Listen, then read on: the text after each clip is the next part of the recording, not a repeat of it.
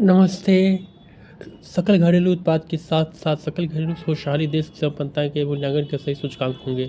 Gross domestic product (GDP) along with gross domestic happiness (GDH) would be the right indices for judging the well-being of a country।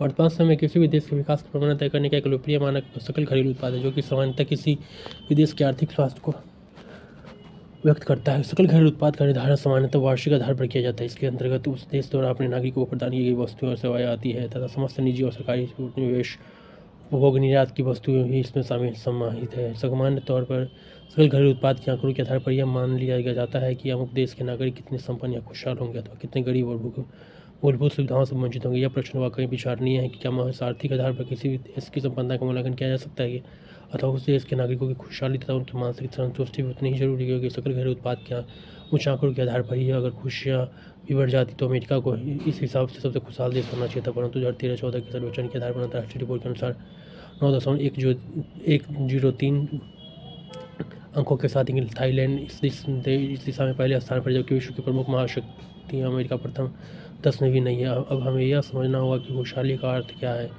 और इसमें किन किन चीज़ों को समाहित किया जाता है। वर्तमान में जबकि वैश्वीकरण का दौर है और विकास के एक अंधी दौर में हम सब शामिल हैं, आए दिन पर्यावरण को ताक पर रखने का खामियाजा हम सबको भुगतना पड़ रहा है। हमें खुशियों का पैमाना और जीवन से संतुष्टि के आधार को सुनिश्चित करना होगा। वर्तमान इंसान कम और मशीन तो अधिक हो गया है, उसका जीवन शैली पर शायर शहरयार की वक्तियाँ एकदम सटीक बैठती है। सीने में जलन, आंखों में तूफान सा क्यों है, शहर में हर शख्स परेशान सा क्यों है, क्योंकि सिर्फ भौतिक जीवन की खुशियों के आधार पर जीवन की सच्ची सुखियाँ प्राप्त नहीं की जा सकती। उल्लेखनीय है कि सकल घरेलू उत्पाद की संकल्पना 1970 के आसपास भूटान में अस्तित्व में आई, जो कि आर्थिक दृष्टि से कमजोर देश माना जाता है।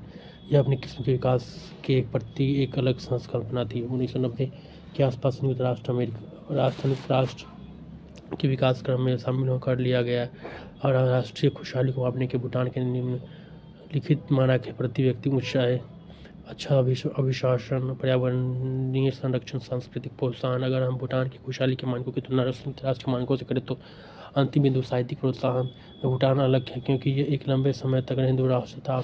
राजश्री होने के कारण कुछ नैतिक और आध्यात्मिक मूल्यों के आधार को ही वहाँ शामिल किया गया है। किसी भी देश के नागरिकों की खुशहाली सामूहिक रूप से उन्हीं मानकों के आधार पर मापी जाती है। अगर भारत की बात करें तो प्रमुख आर्थिक महाशक्ति में से एक होने के बावजूद खुशियों के सूचकांक में वो अपने पड़ोसी देश पाकिस्तान और श्रीलंका से भी पीछे हुआ। वाकई एक चिंतनीय विषय है। इस बात को और ज़्यादा स्पष्ट तरीके से विश्व स्वास्थ्य संगठन द्वारा भी हाल में ही आई रिपोर्ट द्वारा भी समझा जा सकता है। इसमें भारत को आत्महत्या की राजधानी घोषित किया गया और इनमें से भी ज़्यादा संख्या 15-29 वर्ष के युवाओं की है, जो कि लगभग 36% के आसपास है। आखिर क्या कारण है कि हमारी आने वाली पीढ़ी, जिनसे नई ऊर्जा और जोश का पुनरुज्जीवन माना जाता है, इस तरह की नकारात्मकता से ग्रस्त हो गई है और उसमें जीवन के प्रति असंतुष्टि का भाव बढ़ता जा रहा है। आत्महत्याएं की घटना भी लगातार गंभीर परिवारों में हो रही है, जो लगभग सभी भौतिक सुख सुविधाओं से लैस है। सकल घरेलू उत्पाद कभी भी हमारे अंतर्मन को नहीं पढ़ सकता और जीवन के प्रति संतुष्टि और खुशहाली की भावना सिर्फ पैसे और ऊंचाई से नहीं आती। अमेरिका के आंकड़े गवाह है कि पिछले कुछ वर्षों में ऊंचाई दर्ज की गई, परंतु खुशियों का ग्राफ नीचे गिरा और जीवन के प्रति संतुष्टि की भावना घटी है। खुशी का एक भावना भी होती है और यह जीवन की एक मन स्थिति ही है, जो कि जीवन के एक मात्रात्मक आधार से कम और गुणात्मक आधारों से अधिक होती है। हो सकता है कि एक निर्धन व्यक्ति जो समग्र रूप से अपने जीवन से असंतुष्ट हो, किसी पारिस्थितिक विशेष में खुशहाल और संतुष्ट हो। किसी भी देश के नागरिकों की खुशियाँ संपन्नता के साथ उसकी स्वतंत्रता में भी नहीं थे, जिसके लिए एक ईमानदार शासन प्रणाली का होना भी बहुत जरूरी है, जिससे उन्हें एक अच्छा अभिशासन प्राप्त हो सके। नागरिकों के अधिकारों को ताक पर रखकर लिया गया विकास उस राष्ट्र को आर्थिक रूप से भले ही सशक्त बना दे, परंतु समग्रता की दृष्टि से वो राष्ट्र कभी खुशहाल नहीं कहा जा सकता, वह राष्ट्र संपन्न नहीं विपन्न होगा। हमारे पड़ोसी राष्ट्र चीन, जो अमेरिका के बाद विश्व की सबसे प्रमुख महाशक्ति है, वहाँ नागरिकों को समान तौर पर धरना प्रदर्शन का भी अधिकार नहीं, और वहाँ ऐसे भी उदाहरण है जब सरकार द्वारा धरना कर रहे नागरिकों को गोलियों से भून दिया गया और आंदोलनकारी नेता को फांसी के फंदे पर लटका दिया गया। चीन में मीडिया की सीमाएं और वहाँ की मीडिया सरकार से स्वतंत्र नहीं है अब स्वतः यह प्रश्न उठता है कि व्यक्ति की क्षमता की कीमत पर क्या किसी भी देश को नागरिक को खुश कहा जा सकता है। अतः प्रति व्यक्ति उच्च आय के साथ ही एक अच्छे शासन तंत्र का होना भी बहुत जरूरी है, जो नागरिकों के अधिकारों की रक्षा कर सके, अपने राष्ट्र के नागरिकों को गरिमापूर्ण जीवन दे सके, जहाँ रहकर उस नागरिक के मन में सुरक्षा की भावना और आत्मसम्मान का भाव प्रबल रहे। हमारे सामने ऐसा कई तानाशाही शासन बनाने के देश है जो कि सकल घरेलू उत्पाद की दृष्टि से विकास को भी पीछे छोड़ देते हैं, परंतु नागरिकों की स्वतंत्रता जैसी चीज़ें वहाँ नग्न मात्र में है। और स्त्री शिक्षा और स्त्री सशक्तिकरण की तो वहाँ कल्पना भी नहीं की जा सकती। इस तरह से क्या किसी देश में पुरुषों के खुशहाल होने को ही उस राष्ट्र की संपन्नता में जोड़ देंगे, जिसका जवाब है नहीं। ये किसी भी देश की खुशहाली में धार्मिक आधार पर सद्भाव और आतंकवाद से मुक्ति भी एक प्रमुख विधि, क्योंकि इन आधारों पर फैली अशांति किसी भी देश में उस देश के नागरिकों को खुशी नहीं रहने देगी और जिंदगी को लेकर हर पल डर की भावना से कभी भी उसका सामाजिक, मानसिक और शैक्षणिक विकास न ही है। इसका ज्वलंत उदाहरण हमारे पड़ोसी राष्ट्र पाकिस्तान है, जहाँ आम नागरिक का जीवन तो हर पल खतरे में रहता ही है। वहाँ के राजनेता और प्रशासक भी सुरक्षित नहीं है। यह देश पूरे विश्व में आतंकवाद का गढ़ बना हुआ है और अंदर ही अंदर सुलग रहा है। आखिर खुशियों से विहीन इस राष्ट्र की संपन्नता का आकलन सिर्फ सकल घरेलू उत्पाद के आधार पर कैसे कर सकते हैं।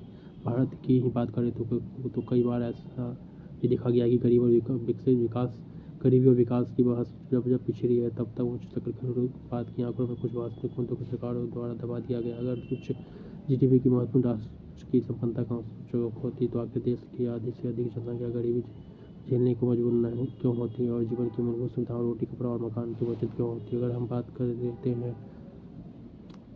हम बात करते हैं राष्ट्रीय खुशहाली के प्रमुख मानकों में ज्वलंत मुद्दे पर्यावरण की वर्तमान समय में पूंजीवादी व्यवस्था ने पर्यावरण को ताक पर रखकर किए जाने वाला विकास के मुद्दे की बहस को और गर्म कर दिया। इस बात पर बहस होने लगी है कि क्या पर्यावरण की रक्षा और विकास एक साथ किए जा सकते हैं। किसी भी व्यक्ति के स्वास्थ्य जीवन के लिए स्वस्थ पर्यावरण का होना अत्यंत आवश्यक है, जहाँ उसे अच्छे जल और शुद्ध हवा मिल सके, परंतु कारखानों तथा चिमनियों से निकलने वाली धुआं जीवनदायिनी ऑक्सीजन को हर रोज़ प्रदूषित कर रहा है और हमें एक ऐसे प्रदूषित समाज में रहने को मजबूर हो गया जिससे हमारी मानसिकता को प्रदूषित किया है। हम जिस गंगा जमुनी तहजीब की बात की दुहाई देते नहीं थकते। आज ये दोनों नदियाँ मरती जा रही है और कल कारखानों के दूषित कचरे ने इन्हें जलने को नाले में और इनके जल को नाले में तब्दील कर दिया। हालांकि गंगा की सफाई पर आधारित सरकार का विशेष बजट वाकई एक प्रशंसनीय कदम है, जो कि मरती गंगा और अन्य नदियों के लिए वरदान साबित होगा।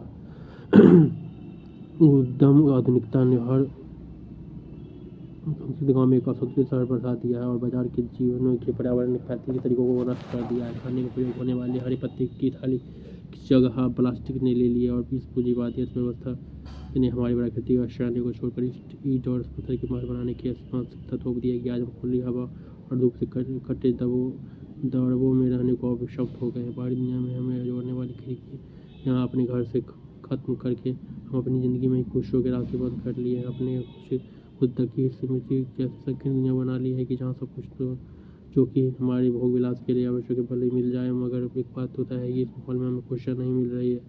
आवश्यकता है कि हरित भवनों ग्रीन बिल्डिंग्स के निर्माण की तरफ पूजा बढ़े, जहाँ हमारा एक्शन हमारी मानसिक और भौतिक दोनों खुशहालियों के अनुरूप हो, पर्यावरण को क्षति न पहुँचे। जितनी जल्दी हो सके हम इन मानसिकता से मुक्ति पानी होगी और परिस्थिति के तत्व को संतुलित करने में अपना योगदान देना होगा। एक विकसित पुत्र के समान की धारणा को और पुष्ट करना होगा। आवश्यकता एक बात की है कि विकास और पर्यावरण के बीच में संतुलन बिठाया जाए, नहीं तो प्रकृति और मानव की लड़ाई में यह इतिहास रहा है कि प्रकृति की विजय रही है। उत्तराखंड और कश्मीर में आपदा से हमें सीख लेने की जरूरत है। इसके अलावा हमें नैतिक और आध्यात्मिक मूल्यों के सकारात्मक अनुकूलन को बढ़ाना होगा। उच्च नैतिक और आध्यात्मिक मूल्य समाज में अपने बड़े अपराधों को कम करेंगे। हमारी पौराणिक जीवन शैली मानसिक विकास पर ही अधिक जोर देती और पर्यावरण के यही ज़्यादा करीब थी।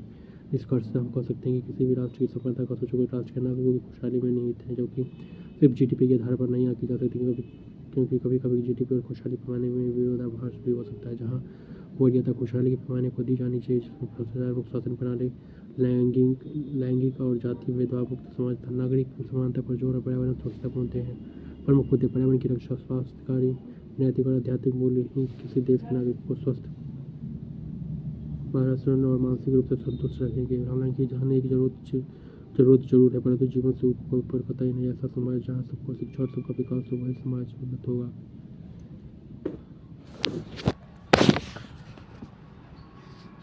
Thank you.